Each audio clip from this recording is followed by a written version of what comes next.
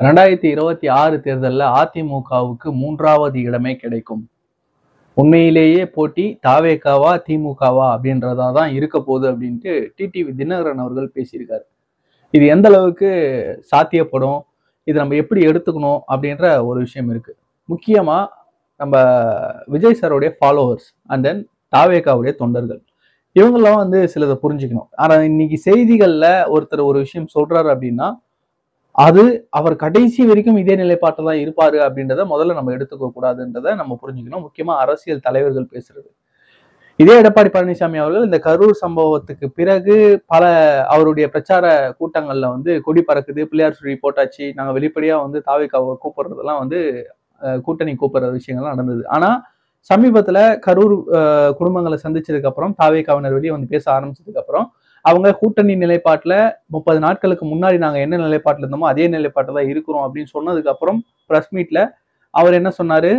நாங்க பெரிய கட்சி, நாங்க தான் தலைமை, அந்த தொண்டர்கள் எங்க கிட்ட வராங்கன்னு தான் நான் கூப்பிட்டேன், நான் அந்த கட்சியை கூட்டணிக்கு கூப்பிடல அப்படின்றதெல்லாம் வந்து வெளிப்படையா பேசியிருந்தார். அவருடைய பெருந்தன்மையினே வச்சுக்கோங்க. அவர் வந்து சட்டமன்றத்துல பேசினதா இருக்கட்டும், இல்ல கரூர் சம்பவத்தை ஒட்டி பல கூட்டங்கள்ல அவருடைய பிரச்சாரங்கள்ல பேசினதா இருக்கட்டும், அவருடைய பெருந்தன்மையாவே இருக்கட்டும்.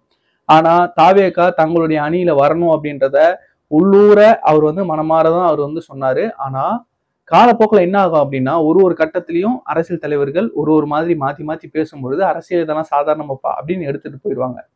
ஆனா இப்போ ஃப்ரெஷ்ஷா நம்ம வந்து அரசியல் களத்தை பார்க்கக்கூடிய தாவேகா தொண்டர்களுக்கு இது கொஞ்சம் புரியறது கொஞ்சம் கஷ்டமா இருக்கும். ஏன்னா இன்றைக்கு வைகோ அவர்கள் கண்ணா முன்னான்னு இன்னைக்கு வந்து விஜய் அவர்களை பேசுறாரு. காரணம் கேட்டா முதலமைச்சர் அவர் தரக்குறைவா பேசுறாரு. முதலமைச்சருக்கு மரியாதை இல்லாம பேசுறாரு.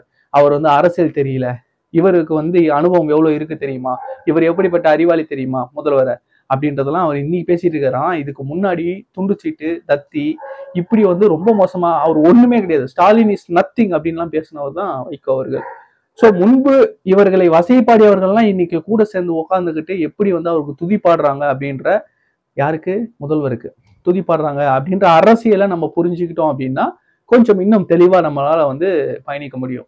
இன்னைக்கு டிடிவி தினகரன் அவர்கள் சொல்றது முக்கியமா ஒரே ஒரு விஷயம், அது எடப்பாடி அவர்கள் மீது அவருக்கு இருக்கக்கூடிய காழ்ப்பு.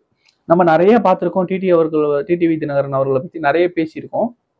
பிரஸ்ஸை ஹேண்டில் பண்ணக்கூடியதுல அவர் வந்து ஒரு கைத்தேர்ந்தவர் அப்படின்றத நம்ம பார்த்துருக்கோம். ரொம்ப சிரிச்சா மாதிரியே ரொம்ப சொபஸ்டிகேட்டடா அழகா உட்காந்து அமர எல்லா கேள்விகளுக்கும் பதில் சொல்லக்கூடிய ஒரு ஒரு ஒரு அரசியல் தலைவரா நம்ம வந்து அவரை தொடர்ந்து பார்த்துட்டு இருக்கோம். அவர் பின்புலம்லாம் அப்புறம், அவர் செஞ்சிட்டு வந்தது அந்த விஷயங்கள்லாம் அப்புறம். பட் ஆனா அந்த பிரஸ்ஸை ஹேண்டில் பண்ணக்கூடிய ஒரு ஒரு திறன் படைத்த ஒரு அரசியல் தலைவரா பார்த்தோம். ஆனா சமீப காலத்துல அதெல்லாம் வந்து வேற வேறு மாதிரி ஒரு நாள் ஒரு ஸ்டாண்ட்ல பேசுற மாதிரி வந்து மாறிக்கிட்டு இருக்கு. முக்கியமா ஆர்கே நகர் இடைத்தேர்தலுக்கு பிறகு பாஜகவுடன் கூட்டணி வைப்பது தற்கொலைக்கு சமம் அப்படின்னு சொன்ன அதே டிடிவி தினகரன் அவர்கள் தான் பாஜகவுடைய கூட்டணி ஏத்துக்கிட்டு அந்த கூட்டணிக்கு எல்லாரும் வரணும் அப்படின்னு அழைப்பு கொடுக்குற அளவுக்கு இன்னைக்கு இறங்கி வேலை செஞ்சுட்டு இருந்தார் 2024 நம்ம பார்த்தோம். ஸோ இப்படி காலத்துக்கு ஏற்ற மாதிரி மாத்தி மாத்தி பேசக்கூடிய தலைவர்கள் மத்தியில நம்ம அரசியல் செய்யணும் அப்படின்னும் பொழுது கொஞ்சம் சிந்திச்சு செயல்பட வேண்டிய கட்டாயத்துல இருக்கும். ஸோ தமிழக வெற்றி கழகத்தை பொறுத்த வரைக்கும் அவங்க பொதுக்குழுல தெளிவா சொல்லிட்டாங்க, தங்களுடைய தலைமையில் தான் கூட்டணி, முதல்வர் வேட்பாளர் மக்கள் விரும்பும் முதல்வர் வேட்பாளர் விஜய் அவர்கள் தான், அவர் தலைமையை ஏற்றுக்கொண்டு வருபவர்களுக்கு ஆட்சியிலும் பங்கு அதிகாரத்திலும் பங்கு, இதுல எந்த சமரசமும் இல்லை, கூட்டணி விவகார முடிவுகளை தலைவர் அவர்கள் முடிவெடுப்பார், அவருடைய முடிவுக்கு வந்து நாங்க விட்டுடுறோம் அப்படின்றத பொதுக்குழு ஒருமனதா தீர்மானம் ஏற்று அறிவிச்சிட்டாங்க. சோ அனைத்து தொண்டர்களும் சேர்ந்து ஒருமித்த குரல்ல ஒரு விஷயத்த வந்து கொண்டு போய் தலைவர் கையில வந்து பொறுப்பா கொடுத்துட்டாங்க. சோ கூட்டணி என்ன ஆகும், எங்க போகும் அப்படின்றதெல்லாம் அப்புறம். பட் ஆனா கிரவுண்ட்ல நம்ம என்ன செய்யறோம் அப்படின்றத பொறுத்துதான் அந்த கூட்டணி எவ்வளவு வலுவாகும், இந்த கூட்டணிக்கு இந்த கட்சிகள்லாம் வரும் அப்படின்றத நம்ம வந்து தெளிவா பார்க்க முடியும். முக்கியமா கூடிய விரைவில் மத்தியில் காங்கிரஸ் ஆட்சி அமைக்கும் அப்படின்றத ராகுல் காந்தி அவர்கள் பேசியதாக ஒரு செய்தி நம்மளால பார்க்க முடிஞ்சது. பீகார் தேர்தல் நடந்துகிட்டு இருக்கு, இப்ப போலிங் எல்லாம் போய்கிட்டு இருக்கு, நம்ம பார்த்தோம். கூடிய விரைவில் அந்த தேர்தல் முடிவுகள் வந்ததுக்கு அப்புறம் எல்லோருடைய பார்வையும் பார்த்தீங்கன்னா தமிழ்நாட்டை நோக்கி திரும்பும். ஸோ அப்போ காங்கிரஸ் கூட்டணி இப்போ விசிகா பார்த்தீங்கன்னா 12 தொகுதிகள் எங்களுக்கு கொடுத்தீங்கன்னா தான் நாங்கள் திமுக கூட்டணியில் இருப்போம் அப்படின்ற அளவுக்கு பேசிக்கிட்டு வராங்க. ஏன்னா காங்கிரஸை விட நாங்க பெரிய கட்சி, எங்களுக்கு வந்து 12 சீட்டு வேணும். போன முறை 6 சீட்டு கொடுத்தீங்க, இந்த முறை 12க்கு குறைவாக நாங்க போட்டியிட்டதாக இல்லை, 12 தொகுதிகளில் போட்டியிட்டு வெற்றி பெறுவதற்கான வேலைகளை நாங்க பார்த்துக்கிட்டு இருக்கோம், எங்களுக்கு 12 சீட்டு வேணும்ன்ற ஒரு முடிவில் வந்துட்டாங்க. 25 சீட் வரைக்கும் கேட்போமே அப்படின்னு பேசின விசிக தலைவர்கள்லாம் நம்மளால பார்க்க முடியுது. அந்த ஆட்சியில் அதிகாரத்திலே பங்கு அப்படின்ற விஷயத்த அங்கங்க பிஞ்ச் பாயிண்ட் பண்றதை நம்மளால பார்க்க முடியுது.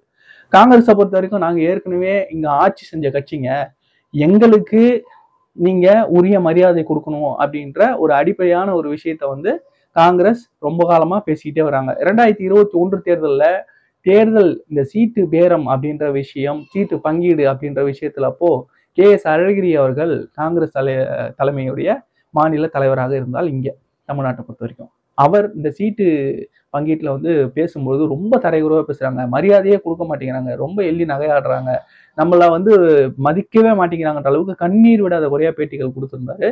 ஒரு முறை ஒரு கட்ட பேச்சுவார்த்தை, 2 கட்ட பேச்சுவார்த்தை, 3 கட்ட பேச்சுவார்த்தைகள் எல்லாம் போச்சு. சோ இப்படி இருக்கும்போது திமுக கூட்டணியில இன்னும் இன்னும் இன்னும் பிரச்சனைகள் வலுக்கிறதுக்கான சாத்தியக்கூறுகள் அதிகமா இருக்கு. திமுகவை பொறுத்த வரைக்கும் எத்தனை சீட்டுகள்ல உதயசூரியன் சின்னத்துல நிக்கிறோமோ அதுதான் நம்மளுக்கு பலம் அப்படின்னு சொல்லிட்டு அவங்க ரொம்ப தெளிவா இருக்காங்க. ஆனா இங்க கம்யூனிஸ்ட் கட்சி, ஒரு தேசிய கட்சி, 2 கம்யூனிஸ்ட் கட்சிகள் இருக்காங்க. அவங்களுக்கு கொடுக்க போற சீட்டும் அவங்க தனி சின்னத்துல நிக்க போறாங்க. விசிக என்று அங்கீகாரம் பெற்ற மாநில கட்சி, அவங்களும் அவர்களுக்கு கொடுக்கக்கூடிய சீட்டுகள்ல தனி சின்னத்துல நிக்க போறாங்க. காங்கிரஸ் கட்சி அவங்க தேசிய அளவிலான அங்கீகரிக்கப்பட்ட கட்சி, அவங்களும் அவங்களுடைய கூட்டணியில நின்னாலும் அவங்களுடைய தனி சின்னத்துல தான் நிக்க போறாங்க. இதே போல இவங்க கூட்டணியில இருக்கக்கூடிய மதிமுக, கடந்த முறையே நீங்க பார்த்திருப்பீங்க, நான் ஒரு தொகுதியில நின்னாலும் என்னுடைய தனி சின்னத்துல தான் நாங்க நிற்போம், எங்க கட்சியின் பேர்ல தான் நிற்போம், சூரியன்ல நாங்க நிக்க மாட்டோம்னு நம்ம வைகோ அவர்களுடைய மகன் வந்து சண்டையிட்டு அதை வாங்கி வெற்றி பெற்று MP ஆயிருக்கிறதுலாம் நம்மளால பார்க்க முடியுது. ஸோ அவர்கள் இந்த முறை என்ன நிலைப்பாடு எடுப்பாங்கன்னு தெரியாது. இஸ்லாமிய கூட்டமைப்புகள், ஸோ 2-3 கூட்டமைப்புகள் இங்க வந்து ஒன்னா இருக்கிற மாதிரி இன்னைக்கு வந்து காட்டிக்கிட்டு இருக்காங்க. ஸோ அவங்க உதயசூரியன் சின்னத்தில் நிக்கிறதுக்கான வாய்ப்புகள் இருக்கான்னு கேட்டீங்கன்னா கண்டிப்பா வாய்ப்புகள் இருக்கு. அவங்க என்ன முடிவு எடுக்க போறாங்கன்னு பாக்குறோம். ஸோ இப்போ விசிகாவுக்கும் காங்கிரஸுக்கும் இடதுசாரிகளுக்கும் மதிமுகவுக்கும் எவ்வளவு சீட்டு ஒதுக்கி இவங்க அந்த சூரியன் சின்னத்துல இருந்து இவங்களை விலக்கி வைக்க போறாங்க அப்படின்ற ஒரு விஷயம் வந்து நம்ம பார்க்கணும்.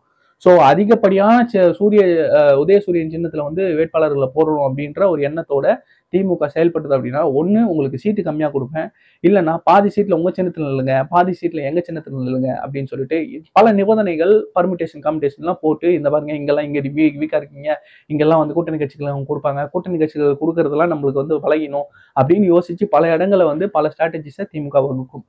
தாவேகாவை பொறுத்த வரைக்கும் 234 தொகுதியிலும் தனி சின்னத்தை வாங்கி இப்போ சின்னத்துக்கெல்லாம் அப்ளை பண்ண ஆரம்பிச்சிருக்காங்க. கண்டிப்பா நவம்பர் இறுதியில தான் அவங்களுடைய அந்த நோட்டிபிகேஷன் வந்து ஓப்பன் ஆகும். ஃப்ரீ சிம்பிள்ஸ்ல இருந்து சிம்பிள்ஸ் அப்ளை பண்றதுக்கான நோட்டிபிகேஷன். அதை ஓப்பன் பண்ணதுக்கு அப்புறம் ஜனவரி முதல் வாரத்திலேயே வந்து சின்ன அலாட்மெண்ட் ஆகி எல்லாருக்கும் வந்துடுறதுக்கான ப்ராசஸ் நடக்கும். இது வந்து எலெக்ஷன்ல நம்ம வருஷம் ஒரு தேர்தலையும் நம்ம பார்த்துக்கிட்டு வர ஒரு விஷயம்.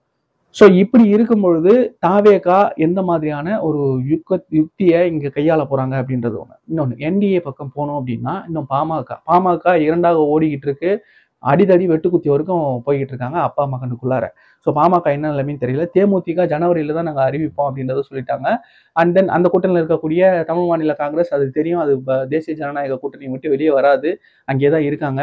அண்ட் தென் இதை தாண்டி அதிமுக பாஜகவுக்கு எத்தனை சீட்டு ஒதுக்க போறாங்க, அது தாமரை சின்னத்துல தான் அவங்க நிற்பாங்க. ஸோ அங்க ஒரு இக்கட்டான சூழல் அதிமுகவுக்கும் இருக்கு. அதிமுக எத்தனை தொகுதிகளில் இரட்டை இலை சின்னத்தில் நிற்கிறாங்களோ அதுதான் அவங்களுக்கு பலம்ன்றதை அவங்க வந்து ரொம்ப மும்முரமா வந்து தெளிவா பயன்படுத்துவாங்க. அது எப்படி போக போகுதுன்றதை நம்ம பொறுத்து வந்து பார்க்கணும். ஸோ இப்படி NDA கூட்டணியிலும் ஒரு குழப்ப சூழ்நிலையும் இருக்கு. அந்த கூட்டணியில இன்னும் சீட்டு பேரங்களும் சீட்டு ஒதுக்கீடுகளும் இதுவும் இருக்கு. இது ஒரு முக்கியமான காரணி, நம்ம வந்து வெயிட் பண்ணி பார்க்க வேண்டியது. இதெல்லாம் தாண்டி நாம் தமிழர் கட்சி 234 தொகுதிகளும் அவங்க வழக்கம் போல வந்து வேட்பாளர்களை போட போறாங்க. அவங்க எந்த இலக்கை வச்சு போறாங்கன்றது நல்லா தெரியும். கண்டிப்பா கடந்த முறை வாங்கின வாக்குகளை விட சரியத்தான் போகிறது வாக்கு வங்கி. இது என்னுடைய கணிப்பு. நான் இன்றைக்கே சொல்றேன். நாம் தமிழர் கட்சி தனித்து இதே நிலையில் போட்டியிட்டால், இதே போல விஜய் எதிர்ப்பு பிரச்சாரம், பெரியார் எதிர்ப்பு பிரச்சாரம் இதையே தொடர்ந்து செஞ்சுக்கிட்டு இருந்தா, ஆட்சியாளர்களுக்கு எதிராக செய்யாமல் மற்றவர்களை மட்டுமே குறை சொல்லக்கூடிய அரசியலை செஞ்சுக்கிட்டு இருந்தா அவங்களுக்கு தொடர்ந்து வீழ்ச்சியை தான் அவங்க சந்திக்க போறாங்க. அதுல எந்த ஒரு மாற்று கருத்தும் கிடையாது. தாவேகா இழப்பதற்கு எதுவுமே இல்லை, பெறுவதற்கும் எதுவுமே இல்லை. இதுதான் முதல் தேர்தல். இந்த தேர்தலில் அவங்க எந்த அளவுக்கு அவங்க ஆட்சியை நோக்கி போறாங்க அப்படின்றதுல தான் அவங்களுடைய வேகம் அதிகமா இருக்கும். ஏன்னா இது வரைக்கும் தொடர்ந்து தோல்வியை பார்த்துக்கிட்டு இருக்கக்கூடிய அதிமுக மிருக வேகத்துல வந்து இன்னைக்கு ஓடிக்கிட்டு இருக்கு. அதுலயும் அதனுடைய வேகத்தை குறைக்கிறதுக்கு திமுக பல வகையில வந்து சிக்கல்களை கொடுத்துக்கிட்டு இருக்காங்க. OPS அணின்னு ஒண்ணு தனியா பிரிஞ்சு போச்சு. அந்த அணியில இருந்து சிலரை வந்து இப்ப திமுகவில் சேர்த்து OPS திமுகவில் இணைய போறான்ற அளவுக்கு பேச்சுகள் போயிட்டு இருக்கு. ஸோ இப்படியெல்லாம் காய் நகர்த்தி அதிமுகவை பலகீனப்படுத்திக்கிட்டே இருக்காங்க. அதுக்கேற்ற மாதிரி செங்கோட்டையன் ஆதரவாளர்கள் அவர்கள் வந்து நீக்கிறது, அவங்க வந்து இப்போ செங்கோட்டையன் வெளியே வந்து பிரஸ் மீட் வச்சு கொடநாடு கேஸை பத்தி எடப்பாடியோட சேர்த்து வச்சு பேசுறது, இதெல்லாம் அதிமுகவுக்கு பின்னடைவா போகும். ஆனா கேடர்ஸ் வந்து ரொம்ப தெளிவா இருக்காங்க. எடப்பாடி பழனிசாமி தலைமையிலான அதிமுக கூட்டணிக்கு தான் ஆதரவு அப்படின்றது. ஸோ அவங்க எதெல்லாம் காம்ப்ரமைஸ் பண்ணிட்டு என்டிஏ கூட்டணிக்குள்ள போறாங்க, இல்ல வெளியே வந்து வேற ஏதாவது கூட்டணி புதுசாக அமைக்க போறாங்களான்றதை நம்ம வெயிட் பண்ணி பார்க்கணும். தாவேகா 234 தொகுதிகள்லையும் தாவேகா எவ்வளவு சின்னங்கள்ல பொது சின்னத்துல அவங்களுடைய தனி சின்னத்துல போட்டிடுறாங்கன்றதை பொறுத்து அவங்களுடைய வாக்கு வங்கி கால்குலேட் செய்யப்படும். சப்போஸ் ஏதாவது ஒரு கூட்டணிக்குள்ள போய் 80 சீட்டோ இல்ல 100 சீட்டோ வாங்கிட்டு தாவேகா நிக்குது, ஒரு சபார்டினேட்டா போறாங்க அப்படின்னா அந்த 100 சீட்ல அவங்க வாங்கக்கூடிய வாக்கு தான் இவங்களுடைய வாக்கு வங்கி அப்படின்றத ஒரு கால்குலேஷனும் வைப்பாங்க. ஆனா அதையுமே தனிப்பட்ட முறையில இவங்க வாங்கின வாக்கா நம்ம வந்து எடுத்துக்கவே மாட்டாங்க. இது வந்து காலத்துக்கும் ஒரு மாறாத ஒரு வடுவா இருக்கும். இப்ப விசிகாவுக்கு அந்த நிலைமை இருக்கு. எவ்வளவு போட்டியிட்டாலும் எவ்வளவு வாக்கு வங்கி வச்சிருந்தாலும் தனித்து நின்ற ஒரு வாக்கு வங்கி அப்படின்றத அவங்க காட்டினதே கிடையாது. முதல் தேர்தல்ல பெரிய பெரிய கட்சிகளோட கூட்டணி இல்லாம சிறிய கட்சிகளோட கூட்டணியில தாவேகா தலைமையில ஒரு கூட்டணி அமைஞ்சு பெருவாரியான தொகுதிகளில் தாவேகா போட்டியிட்டு வெற்றி பெறுறதும் வாங்குற வாக்கு சதவீதம் தாவேகாவை மட்டும் சாரும். ஸோ முதல் தேர்தல் தனித்து போட்டியிட்டு 20%, 25%, 40% எதுவாக இருந்தாலும் அது தாவேகாவுக்கானது அப்படின்ற ஒரு அங்கீகாரம் பெறணும் அப்படின்னா அதற்கு தாவேகா தனித்து போட்டியிடும். பெரிய கூட்டணிகள்ல சபார்டினேட்டா போகாம இவங்க சுப்பீரியர் பவரா பிரைமரி ஃபோர்ஸா இன்னைக்கு வந்து போனாங்க அப்படின்னா ஒரு மிகப்பெரிய ஒரு பிரைமரி ஃபோர்ஸா அகைன் டிடிவி சொன்ன மாதிரி தாவேகாவுக்கும் திமுகவும் தான் போட்டி அப்படின்ற விஷயத்தையே வந்து இங்க நல்லா ப்ரொஜெக்ட் பண்ணி அவங்களால கொண்டு போக முடியுன்றதுல எந்த மாற்று கருத்தும் இல்லை. இந்த காணொலியை பத்தின உங்களுடைய கருத்துக்களை கமெண்ட் செக்ஷன்ல சொல்லுங்க. நன்றி. நான் வேலுவன் கேஆர்.